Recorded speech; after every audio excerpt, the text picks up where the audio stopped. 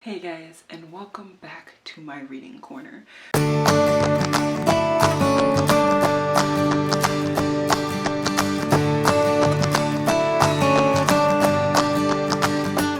For today, I wanted to do a book review, and today's book review is going to be on The Two Lives of Lydia Byrd by Josie Silver. This is the second book that I have read from Josie Silver. The first book that I read was The Two Lives of Lydia Byrd.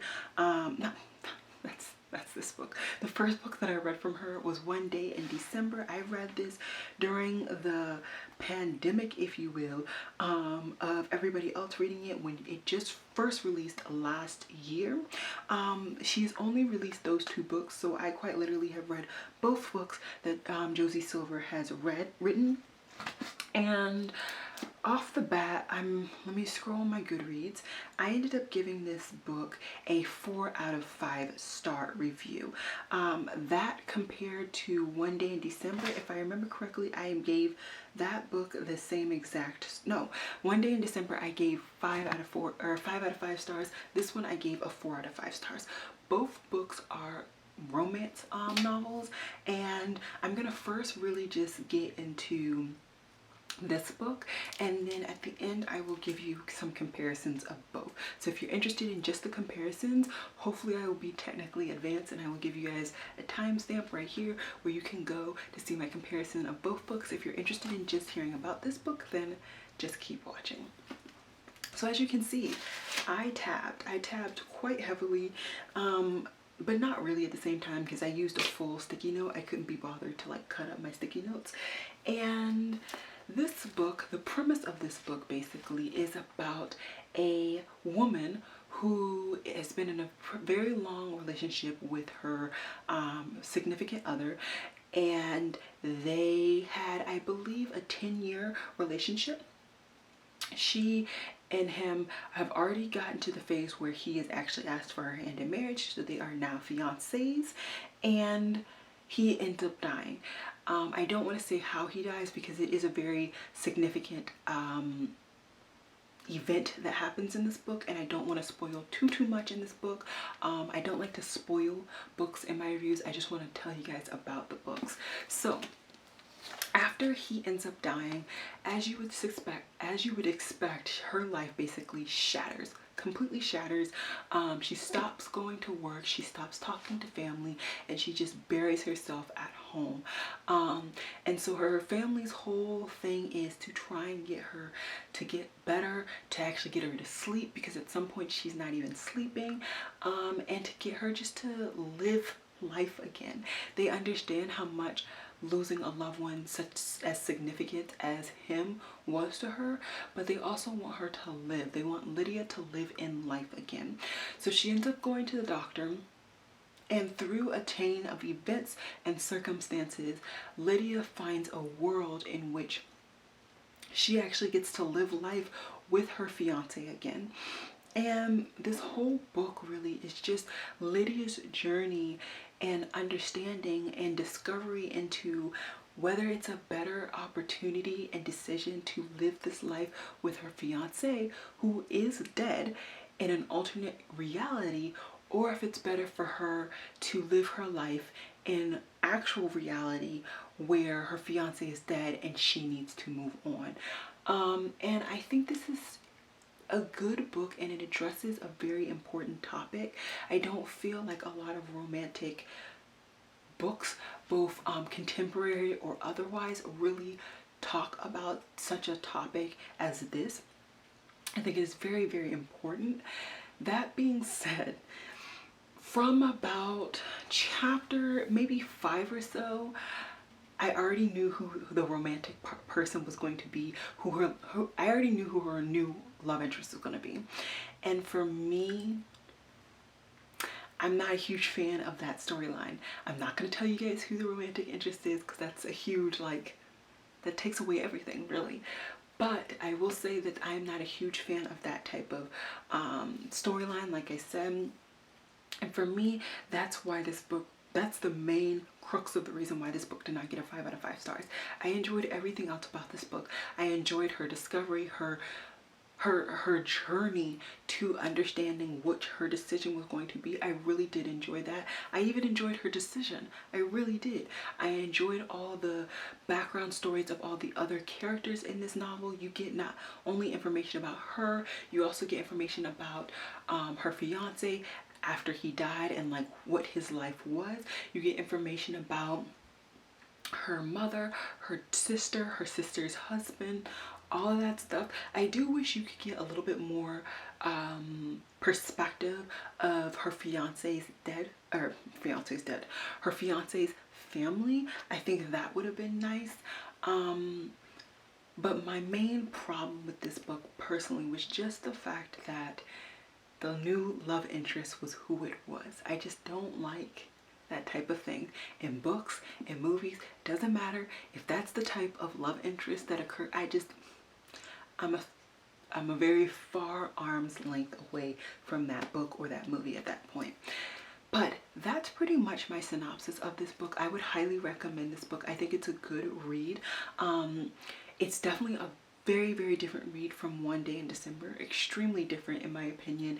And to see the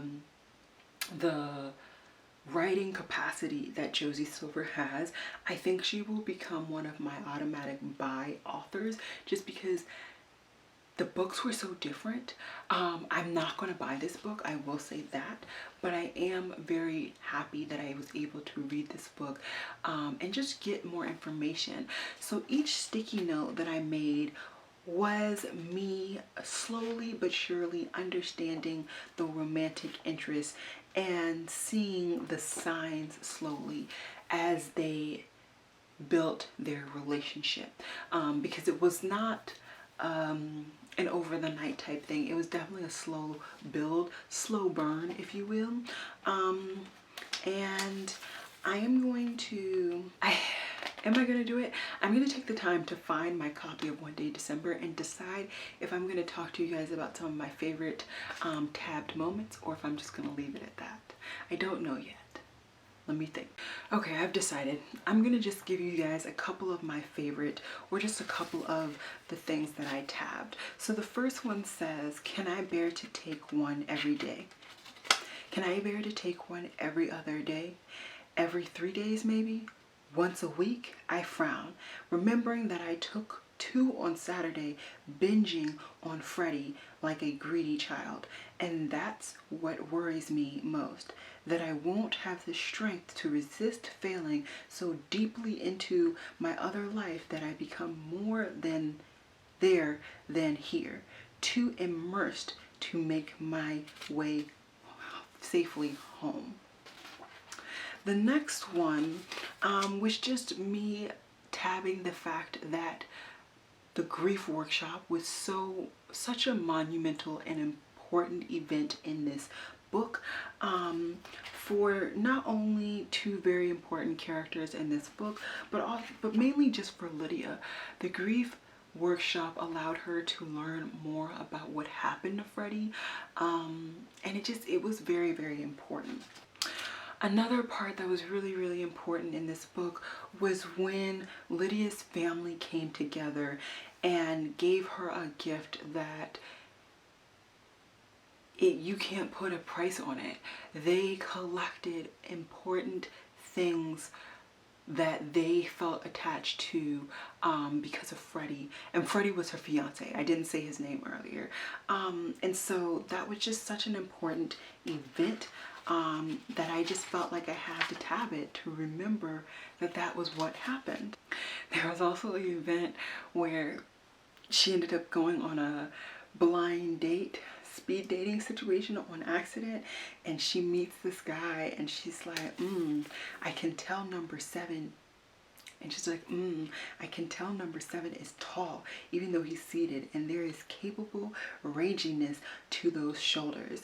He's a Viking, dirty blonde, and his pale green eyes telegraph gentle amusement as if somehow took a wrong turn at the bar and found himself here by mistake. And it just goes on from there, and it's just like, girl, saucy, saucy.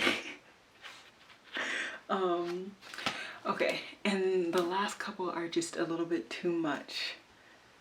sneak peekish. So I'm gonna keep those for me and to me, knowing that those are some of my favorite parts.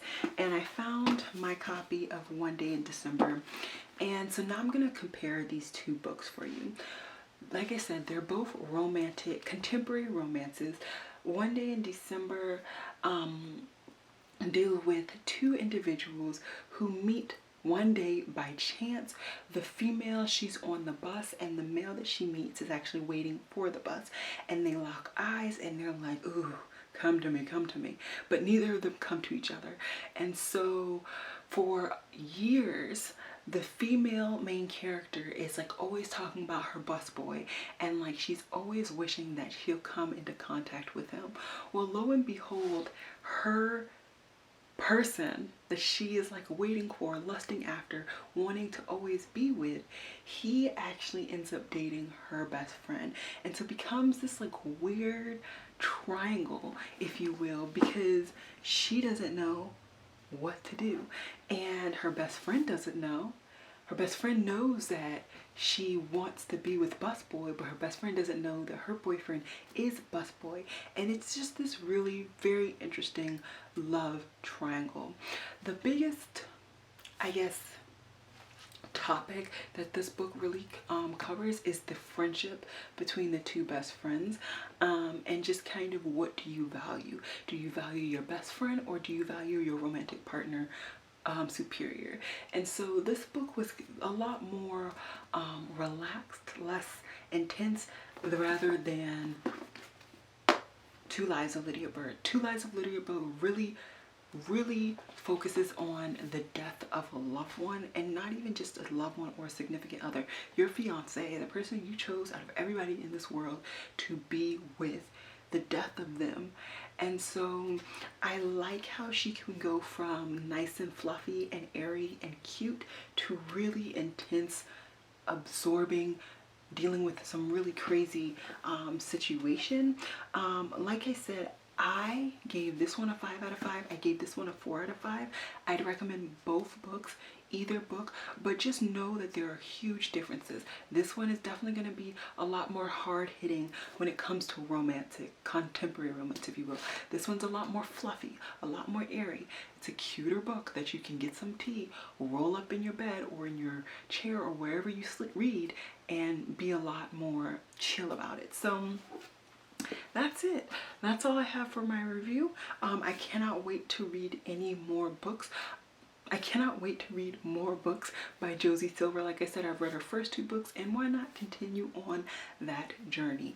I hope that this video helps you with your life journey, whether it's easy or it is hard, and I will see you guys in my next video.